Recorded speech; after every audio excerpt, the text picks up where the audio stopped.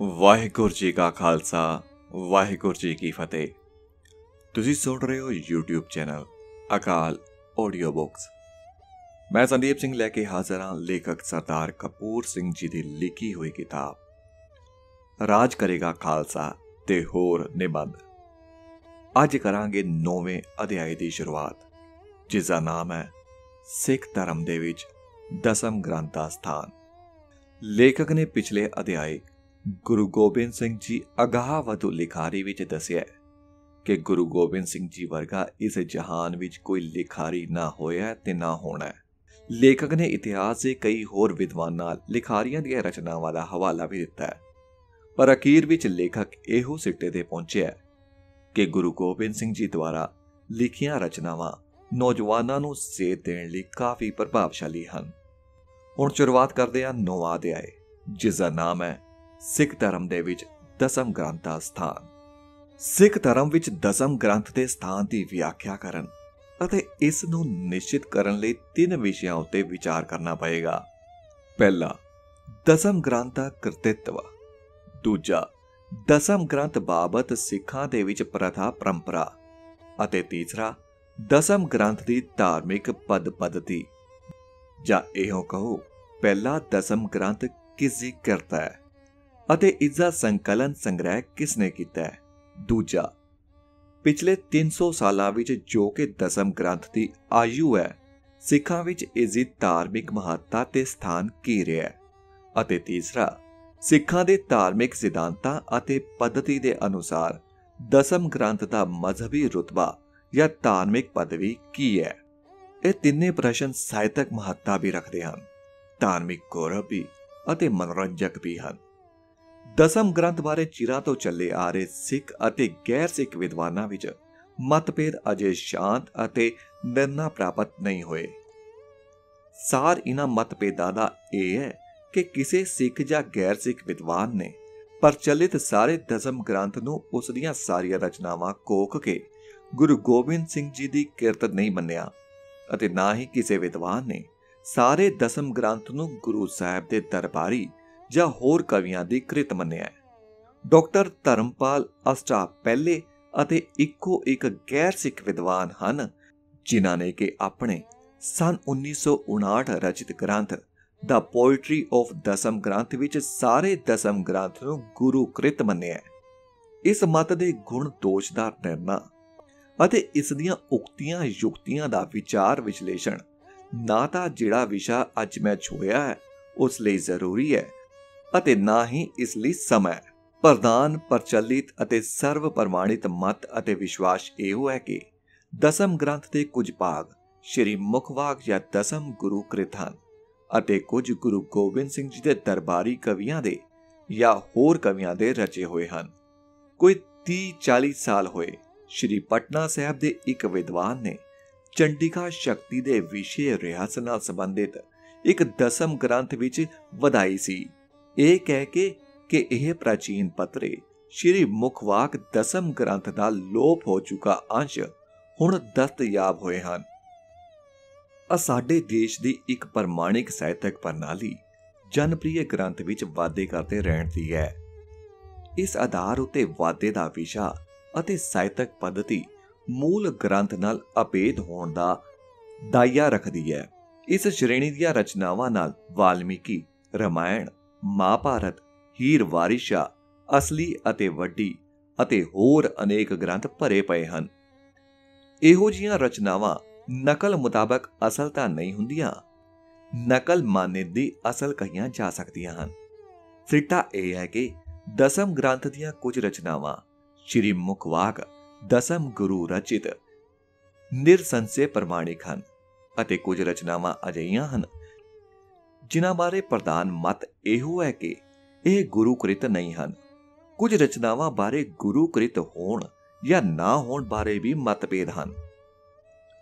3 ਕਸਵੱਟੀਆਂ ਵਰਤੀਆਂ ਗਈਆਂ ਹਨ ਇਹ ਨਿਸ਼ਚਿਤ ਕਰਨ ਲਈ ਕਿ ਦਸਮ ਗ੍ਰੰਥ ਦੀ ਕਿਹੜੀ ਰਚਨਾ ਸ਼੍ਰੀ ਮੁਖਵਾਕ ਹੈ ਅਤੇ ਕਿਹੜੀ ਅਨਿਯਕ੍ਰਿਤ। ਭਾਵ, ਪਹਿਲਾ ਭਾਵ ਅਤੇ ਆਸ਼ੇ ਦੀ ਪਰਖ, ਦੂਜਾ ਟੂਕਾਂ ਸੂਚੀਆਂ ਦੀ ਪਰਖ ਅਤੇ ਤੀਜਾ ਸਾਹਿਤਕ ਸਮੀਖਿਆ ਦੀ ਪਰਖ। ਅਜੋਕੇ ਪਸੋੜੀ ਪੰਚ ਖਾਲਸਾ ਦੀਵਾਨ ਦੇ ਵਿਦਵਾਨ ਜਿਹਾ ਕਿ ਡਾਕਟਰ ਰਣ ਸਿੰਘ ਅਤੇ ਗਿਆਨੀ ਲਾਲ ਸਿੰਘ ਭਾਵ ਅਤੇ ਆਸ਼ੇ ਦੀ ਪਰਖ ਨੂੰ ਪ੍ਰਮੁਖਤਾ ਦਿੰਦੇ ਹਨ। ਉਹਨਾਂ ਦਾ ਸਿਧਾਂਤ ਹੈ ਕਿ ਜਿਸ ਰਚਨਾ ਦਾ ਭਾਵ ਅਤੇ ਆਸ਼ਾ ਗੁਰਮਤ ਅਤੇ ਸਿੱਖੀ ਸਿਧਾਂਤਾਂ ਤੋਂ ਭਿੰਨ ਜਾਂ ਵਿਰੁੱਧ ਹੈ, ਉਹ ਰਚਨਾ ਸਪਸ਼ਟ ਅਤੇ ਨਿਸ਼ਚੈ ਕਰਕੇ ਗੁਰੂ ਕ੍ਰਿਤ ਪ੍ਰਵਾਨਿਤ ਨਹੀਂ ਕੀਤੀ ਜਾ ਸਕਦੀ। 19ਵੀਂ ਸਦੀ ਦੇ ਅੰਤ ਅਤੇ 20ਵੀਂ ਸਦੀ ਦੇ ਪ੍ਰਾਰੰਭ ਵਿੱਚ ਸਿੰਘ ਸਭਾ ਲਹਿਰ ਦੇ ਫਲਸਰੂਪ ਦਸਮ ਗ੍ਰੰਥ ਦੇ ਕ੍ਰਿਤ ਦੀ ਜੋ ਖੋਜ ਪੜਤਾਲ ਹੋਈ, ਉਸ ਵਿੱਚ ਟੂਕਾਂ, ਸੰਕੇਤਾਂ ਅਤੇ ਸੂਚੀਆਂ ਦੀ ਪਰਖ ਨੂੰ ਪ੍ਰਧਾਨਤਾ ਪ੍ਰਾਪਤ ਰਹੀ। ਸੰਨ 1897 ਵਿੱਚ ਗੁਰਮਤ ਗ੍ਰੰਥ ਪ੍ਰਚਾਰਕ ਸਭਾ ਅੰਮ੍ਰਿਤਸਰ ਨੇ ਦਸਮ ਗ੍ਰੰਥ ਦੀਆਂ 32 ਪੁਰਾਤਨ ਅਤੇ ਪ੍ਰਚਲਿਤ ਬੀੜਾਂ ਦੀ ਖੋਜ ਪੜਤਾਲ ਮਗਰੋਂ ਆਪਣੀ ਰਿਪੋਰਟ ਤਿਆਰ ਕਰਕੇ ਛਾਪੀ, ਜਿਸ ਵਿੱਚ ਤਰਕ ਲਈ ਸੂਚੀਆਂ, ਟੂਕਾਂ ਆਦਿ ਨੂੰ ਹੀ ਪ੍ਰਮੁੱਖ ਆਧਾਰ ਬਣਾਇਆ ਗਿਆ। ਸੰਨ 1902 ਵਿੱਚ ਸੰਗਰੂਰ ਵਾਲੇ ਭਾਈ ਬਿਸ਼ਨ ਸਿੰਘ ਦੀ ਹਿੰਦੀ ਰਚਨਾ ਦਸਮ ਗ੍ਰੰਥ ਸਾਹਿਬ ਕਿਸਨੇ ਰਚਾ ਵਿੱਚ ਟੂਕਾਂ, ਸੂਚੀਆਂ ਆਦਿ ਦੇ ਆਧਾਰ ਉੱਤੇ ਹੀ ਸਮਸਤ ਗ੍ਰੰਥ ਜਾਂ ਲਗਭਗ ਸਮਸਤ ਗ੍ਰੰਥ ਨੂੰ ਗੁਰੂ ਕ੍ਰਿਤ ਸਿੱਧ ਕਰਨ ਦਾ ਯਤਨ ਕੀਤਾ ਗਿਆ। ਤੀਜੀ ਸ਼੍ਰੇਣੀ ਦੇ ਦਸਮ ਗ੍ਰੰਥ ਦੇ ਆਲੋਚਕ ਪੱਛਮੀ ਸਾਹਿਤ ਸਮੀਖਿਆ ਦੇ ਅਸੂਲਾਂ ਦੁਆਰਾ ਦੁੱਧ ਵਿੱਚੋਂ ਪਾਣੀ ਵੱਖ ਕਰਨ ਦਾ ਯਤਨ ਕਰ ਰਹੇ ਹਨ, ਪਰ ਅੰਤਿਮ ਸਿੱਟਾ ਜੋ ਅਜੇ ਤੱਕ ਕੋਈ ਕਤਾਈ ਰੂਪ ਵਿੱਚ ਨਹੀਂ ਨਿਕਲ ਸਕਿਆ ਅਤੇ ਨਿਕਲਣ ਦੀ ਆਸ ਵੀ ਘੱਟ ਹੀ ਹੈ। ਹਾਂ, ਕੁਝ ਰਚਨਾਵਾਂ ਦਸਮ ਗ੍ਰੰਥ ਦੀਆਂ ਉਹ ਹਨ ਜਿਨ੍ਹਾਂ ਬਾਰੇ ਕੋਈ ਮਤਭੇਦ ਨਾ ਰਿਹਾ ਅਤੇ ਨਾ ਹੈ ਕਿ ਉਹ ਸ਼੍ਰੀ ਮੁਖਵਾਕ ਅਥਵਾ ਗੁਰੂ ਜੀ ਦੀਆਂ ਆਪਣੀਆਂ ਰਚਨਾਵਾਂ ਹਨ। ਉਹ ਰਚਨਾਵਾਂ ਹਨ ਜਾਪ, ਅਕਾਲ ਉਸਤਤ, 201 ਤੋਂ 230 ਛੰਦ ਛੱਡ ਕੇ, ਬਚਿੱਤਰ ਨਾਟਕ ਦਾ ਆਤਮ ਕਥਾ ਵਾਲਾ ਭਾਗ, ਗਿਆਨ ਪ੍ਰਬੋਧ, ਕੁਝ ਛੰਦ ਛੱਡ ਕੇ, ਹਜ਼ਾਰੇ ਦੇ ਸ਼ਬਦ, 33 ਸਵਈਏ, ਖਾਲਸਾ ਮਹਿਮਾ, ਜ਼ਫਰਨਾਮਾ। ਦਸਮ ਗ੍ਰੰਥ ਦੇ ਸੰਕਾਲਨ ਸੰਗ੍ਰਹਿ ਬਾਬਤ ਪ੍ਰਧਾਨ ਅਤੇ ਪ੍ਰਮਾਣਿਕ ਮਤ ਇਹੋ ਹੈ ਕਿ ਇਸ ਨੂੰ ਦਸਮ ਪਾਤਸ਼ਾਹ ਦੇ ਜੋਤੀ ਜੋਤ ਸਮਾਉਣ ਤੋਂ ਕੁਝ ਦਹਾਕੇ ਪਿੱਛੋਂ ਭਾਈ ਮਨੀ ਸਿੰਘ ਨੇ ਸ਼੍ਰੀ ਅੰਮ੍ਰਿਤਸਰ ਵਿੱਚ ਸੰਕਲਨ ਕੀਤਾ। ਇਧਰੋਂ ਉਧਰੋਂ ਰਚਨਾਵਾਂ ਦੇ ਪੱਤਰੇ ਸੰਗ੍ਰਹਿ ਕਰਕੇ, ਜਿਵੇਂ ਕਿ ਪੰਥ ਪ੍ਰਕਾਸ਼ ਵਿੱਚ ਗਿਆਨੀ ਗਿਆਨ ਸਿੰਘ ਨੇ ਕਿਹਾ, 1778 ਸਾਲ ਪੰਥ ਇਕੱਠਾ ਭਇਓ ਵਿਸਾਲ, ਇੱਕ ਦਿਨ ਆ ਗਿਆ पंथ की मनी सिंह जी पाए, बाणी दसम गुरु की संग्रह कर तार पाए, एक जिल्द में लीनी कर है, तिसका भोग इकायत पर है। पन्ना 305-6। ਇਸ ਤੋਂ ਪਹਿਲਾਂ ਵਰਤਮਾਨ ਰੂਪ ਦਾ ਸੰਗ੍ਰਹਿ ਨਹੀਂ ਸੀ ਹੋਇਆ।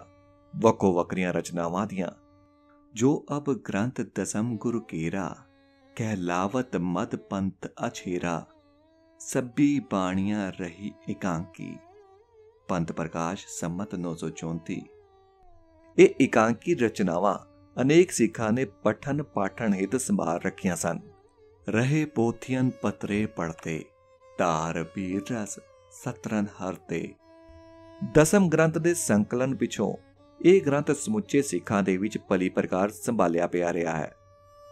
ਇੱਕ ਬੀੜ ਜਿਸ ਨੂੰ ਕਿ ਭਾਈ ਮਨੀ ਸਿੰਘ ਦੀ ਹੱਥ ਲਿਖਤ ਕਿਹਾ ਜਾਂਦਾ ਹੈ ਅਤੇ ਜੋ ਹੁਣ ਰਾਜਾ ਗੁਲਾਬ ਸਿੰਘ ਸੇਠੀ ਦੇ ਸਪੁੱਤਰ ਦੇ ਘਰ ਨਵੀਂ ਦਿੱਲੀ ਵਿੱਚ ਸੁਰੱਖਿਅਤ ਹੈ, ਉਸ ਵਿੱਚ ਆਦਿ ਗ੍ਰੰਥ ਅਤੇ ਦਸਮ ਗ੍ਰੰਥ ਇੱਕੋ ਜਿਲਦ ਵਿੱਚ ਸੰਭਾਲੇ ਹੋਏ ਹਨ। ਚਿਰੰਕਾਲ ਤੱਕ ਦਸਮ ਗ੍ਰੰਥ ਦੀ ਪੀੜ ਅਕਾਲ ਤਖਤ ਉੱਤੇ ਆਦਿ ਗ੍ਰੰਥ ਦੀ ਪੀੜ ਦੇ ਨਾਲ ਹੀ ਸੰਭਾਲੀ ਅਤੇ ਸਤਿਕਾਰੀ ਜਾਂਦੀ ਰਹੀ ਹੈ ਅਤੇ ਇਸ ਦਾ ਪਾਠ ਭੋਗ ਵੀ ਪੈਂਦਾ ਰਿਹਾ ਹੈ। ਇਸ ਪਿਛੋਕੜ ਵਿੱਚ ਹੀ ਇਸ ਵਿਸ਼ੇ ਦਾ ਨਿਰਣਾ ਹੋ ਸਕਦਾ ਹੈ ਕਿ ਸਿੱਖ ਧਰਮ ਦੇ ਵਿੱਚ ਦਸਮ ਗ੍ਰੰਥ ਦਾ ਸਥਾਨ ਕੀ ਹੈ। ਸਮਝਣਾ ਚਾਹੀਏ ਕਿ ਇਸ ਵਾਕ ਸਿੱਖ ਧਰਮ ਵਿੱਚ ਦਸਮ ਗ੍ਰੰਥ ਦਾ ਸਥਾਨ ਵਿੱਚ ਪ੍ਰਧਾਨ ਪਦ ਸਿੱਖ ਧਰਮ ਹੈ। ਸਿੱਖ ਸਿਧਾਂਤ ਵਿੱਚ ਸ਼ਬਦ ਅਤੇ ਗ੍ਰੰਥ ਦੋ ਪ੍ਰਧਾਨ ਸੰਬੋਧ ਹਨ। ਸ਼ਬਦ ਪਰਮ ਤੱਤ ਅਕਾਲ ਪੁਰਖ ਦੇ ਗੁਰੂ ਰੂਪਾਂ ਦੇ ਅਰਥਾਂ ਵਿੱਚ ਸਿੱਖ ਸਿਧਾਂਤ ਵਿੱਚ ਪ੍ਰਮਾਣਿਤ ਹੈ। ਸ਼ਬਦ ਗੁਰ ਪੀਰਾ ਗਹਿਰ ਗੰਭੀਰਾ, ਬਿਨ ਸ਼ਬਦੇ ਜੰਗ ਪਿਓਰਾਨੇ। ਸੋਰਠ ਮਹੱਲਾ ਪਹਿਲਾ ਪੰਨਾ 635। ਸ਼ਬਦ ਵੇਦ ਹੈ ਅਤੇ ਸ਼ਬਦ ਪਰਮ ਤੱਤ ਸੱਤ ਦਾ ਮਨੁੱਖੀ ਹਿਰਦੇ ਵਿੱਚ ਪ੍ਰਕਾਸ਼ ਅਤੇ ਮਨੁੱਖੀ ਆਤਮਾ ਵਿੱਚ ਬੋਧ ਹੈ। ਜਿਸ ਤੋਂ ਬਿਨਾਂ ਜਗਤ ਭਰਮ ਵਿੱਚ ਭੁੱਲਿਆ ਰਹਿੰਦਾ ਹੈ। ਸ਼ਬਦ ਹੀ ਪਰਮ ਈਸ਼ਵਰ ਦਾ ਗਿਆਨ ਬੋਧ ਰੂਪ ਹੈ। ਇਸ ਲਈ ਸ਼ਬਦ ਅਕਾਲ ਪੁਰਖ ਦਾ ਰੂਪ ਵੀ ਹੈ ਅਤੇ ਅਕਾਲ ਪੁਰਖ ਦਾ ਬੋਧ ਦਾਤਾ ਵੀ ਹੈ। ਇਹ ਸ਼ਬਦ ਜਦੋਂ ਸੂਥਲ ਰੂਪ ਵਿੱਚ ਸਾਕਾਰ ਅਤੇ ਸੁਰੱਖਿਅਤ ਕੀਤਾ ਜਾਂਦਾ ਹੈ ਤਾਂ ਇਹ ਗ੍ਰੰਥ ਪੋਥੀ ਦਾ ਰੂਪ ਧਾਰਨ ਕਰਦਾ ਹੈ। ਪੋਥੀ ਪਰਮੇਸ਼ਰ ਦਾ ਥਾਨ। ਇਹਨਾਂ ਅਰਥਾਂ ਵਿੱਚ ਹੀ ਸਿੱਖ ਆਦਿ ਗੁਰੂ ਗ੍ਰੰਥ ਸਾਹਿਬ ਨੂੰ ਸਤਿਕਾਰਦੇ ਅਤੇ ਪੂਜਦੇ ਹਨ ਅਤੇ ਦਿਨ ਰਾਤ ਸਿੱਖ ਸੰਗਤਾਂ ਇਹ ਨਿਸ਼ਚਾ ਦ੍ਰਿੜ ਅਤੇ ਸਮਰਨ ਕਰਦੀਆਂ ਹਨ। ਗੁਰੂ ਗ੍ਰੰਥ ਜੀ ਮਾਨਿਓ ਪ੍ਰਗਟ ਗੁਰਾਂ ਕੀ ਦੇ, ਜਾਕੋ ਹਿਰਦਾ ਸੁਧ ਹੈ ਖੋਜ ਸ਼ਬਦ ਮੈਂ ਲੈ। ਇਹਨਾਂ ਅਰਥਾਂ ਵਿੱਚ ਅਤੇ ਸਿੱਖ ਸਿਧਾਂਤ ਅਨੁਸਾਰ ਦਸਮ ਗ੍ਰੰਥ ਨਾ ਤਾਂ ਪਰਮੇਸ਼ਵਰ ਦਾ ਥਾਨ ਹੈ ਅਤੇ ਨਾ ਹੀ ਪ੍ਰਗਟ ਗੁਰਾਂ ਕੀ ਦੇਹ ਹੈ। ਦਸਮ ਗ੍ਰੰਥ ਸਿੱਖ ਧਰਮ ਦਾ ਵੇਦ ਸਥਾਨੀ ਪੂਜੇ ਗ੍ਰੰਥ ਨਹੀਂ ਅਤੇ ਦਸਮ ਗ੍ਰੰਥ ਸਿੱਖਾਂ ਦੀਆਂ ਧਾਰਮਿਕ ਰੋਹ ਰੀਤਾਂ ਵਿੱਚ ਲਿੰਗ ਰੂਪ ਵਿੱਚ ਪਵਿੱਤਰ ਨਹੀਂ ਹੈ, ਜਿਵੇਂ ਕਿ ਆਦਿ ਗੁਰੂ ਗ੍ਰੰਥ ਦੀ ਸ਼ਬਦ ਗੁਰੂ ਵਿੱਚ ਪਦ ਪਦਵੀ ਨਿਯੁਕਤੀ ਅਤੇ ਸਥਾਨ ਸਥਾਪਨਾ ਦਸਮ ਪਾਤਸ਼ਾਹ ਗੁਰੂ ਗੋਬਿੰਦ ਸਿੰਘ ਜੀ ਆਪ ਸਪਸ਼ਟ ਕਰ ਗਏ ਹਨ। ਕੇਸਰ ਸਿੰਘ ਛਿਪਰ, ਜੋ ਗੁਰੂ ਗੋਬਿੰਦ ਸਿੰਘ ਜੀ ਦਾ ਲਗਭਗ ਸਮਕਾਲੀ ਹੀ ਸੀ, ਆਪਣੇ ਗ੍ਰੰਥ ਪੰਸਾਵਲੀ ਨਾਮਾ ਵਿੱਚ ਦੱਸਦਾ ਹੈ ਕਿ ਗੁਰੂ ਸਾਹਿਬ ਨੂੰ ਸੁਝਾਅ ਦਿੱਤਾ ਗਿਆ ਸੀ ਕਿ ਦਸਮ ਗ੍ਰੰਥ ਵਾਲੀਆਂ ਰਚਨਾਵਾਂ ਪਹਿਲੇ ਗੁਰੂਆਂ ਦੀ ਬਾਣੀ ਨਾਲ ਇਕੱਠੀਆਂ ਮਿਲਾ ਦਿੱਤੀਆਂ ਜਾਣ। ਸਿੱਖਾਂ ਕੀਤੀ ਅਰਦਾਸ ਜੀ ਨਾਲ ਚਾਹੀਏ ਮਿਲਾਇਆ, ਬਚਨ ਕੀਤਾ ਗ੍ਰੰਥ ਹੈ ਉਹ ਇਹ ਅਸਾਡੀ ਖੇਡ, ਨਾਲ ਨਾ ਮਿਲਾਇਆ ਆਹ ਪਿਆਰਾ ਕੌਣ ਜਾਣੇ ਭੇਦ। ਪਰ ਸਿੱਖ ਧਰਮ ਵਿੱਚ ਜੇ ਦਸਮ ਗ੍ਰੰਥ ਦਾ ਸਥਾਨ ਆਦਿ ਗੁਰੂ ਗ੍ਰੰਥ ਵਾਲਾ ਨਹੀਂ ਤਾਂ ਦਸਮ ਗ੍ਰੰਥ ਦਾ ਗੌਰਵ ਸਿੱਖ ਧਰਮ ਦੇ ਸੰਸਕਾਰਾਂ ਅਤੇ ਸਿਧਾਂਤ ਨਿਰੀਖਣ ਵਿੱਚ ਮਹਾਨ ਹੈ। ਸੁੱਧਾ ਸਵਈਏ, ਜਾਪ, ਬੇਨਤੀ ਚੌਪਈ ਆਦਿ ਬਾਣੀਆਂ ਅੰਮ੍ਰਿਤ ਤਿਆਰ ਕਰਨ ਸਮੇਂ ਮੰਤਰ ਰੂਪ ਵਿੱਚ ਪੜ੍ਹੀਆਂ ਜਾਂਦੀਆਂ ਹਨ, ਜਿਸ ਕਾਰਨ ਦਸਮ ਗ੍ਰੰਥ ਦੀਆਂ ਇਹਨਾਂ ਰਚਨਾਵਾਂ ਦਾ ਖਾਲਸਾ ਪੰਥ ਦੇ ਮੌਲਿਕ ਸੰਸਕਾਰਾਂ ਵਿੱਚ ਬੜਾ ਗੌਰਵਮਈ ਅਸਥਾਨ ਹੈ। ਨਿਤਨੇਮ ਦੀਆਂ ਬਾਣੀਆਂ ਵਿੱਚ ਵੀ ਇਹ ਅਤੇ ਹੋਰ ਦਸਮ ਗ੍ਰੰਥ ਦੀਆਂ ਬਾਣੀਆਂ ਸ਼ਾਮਿਲ ਹਨ ਅਤੇ ਇਉਂ ਨਿਤਾ ਪ੍ਰਤੀ ਦੇ ਸਿੱਖੀ ਜੀਵਨ ਵਿੱਚ ਦਸਮ ਗ੍ਰੰਥ ਦੀਆਂ ਇਹਨਾਂ ਰਚਨਾਵਾਂ ਦਾ ਬੜਾ ਮਹੱਤਵ ਹੈ। ਤੀਜੇ ਦਸਮ ਗ੍ਰੰਥ ਦੀਆਂ ਪ੍ਰਮਾਣਿਤ ਸ਼੍ਰੀ ਮੁਖਵਾਕ ਰਚਨਾਵਾਂ ਦਸਮ ਪਾਤਸ਼ਾਹ ਤੇ ਖਾਲਸਾ ਸਿਧਾਂਤ ਦੇ ਸਹੀ ਵਿਸ਼ਲੇਸ਼ਣ ਅਤੇ ਸ਼ੁੱਧ ਬੋਧ ਲਈ ਅਦੁੱਤੀ ਕਸਵੱਟੀ ਹਨ ਅਤੇ ਨਾਲ ਹੀ ਇਸ ਸਿਧਾਂਤ ਦੀ ਪਰਿਭਾਸ਼ਾ ਵੀ।